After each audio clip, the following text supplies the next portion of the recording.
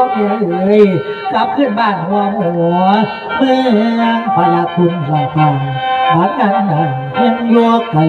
มาผู้ใส่ได้บาดงานไม่จังไปหาสัทธาเปลี่ยนมุ่งหาลุ่มจังไปจางเรื่องสตางค์หลายหน่อยคุยกันบ่ได้รามตอนนี้ถึงเวลาเมื่อทุกคนทุกทางห้างเดียวสิห้างกันถึงการนี้ข้างนั้นหลวงพี่ได้หลวงตาท่านศรัทธาทั้งหลาย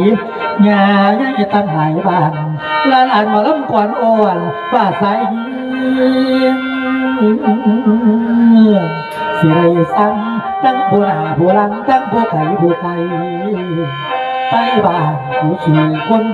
ทั้งประตูเลยไม่ต้นสาวงสมสายคนตาไหลที่ฟังลำฟังลำ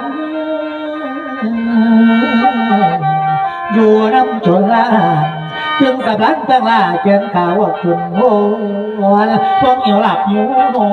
นจนว่าใครสิจริงปานนั้นกับโบเศร้าจากพวกเลี้ยงของเราเต้นใส่ไปกันดีหาเวทีหมอลำก่อนก่อนนับบอกจนล่าก่อนลูกมาก่อนเจ้าว่าสูงมาพอกันมัน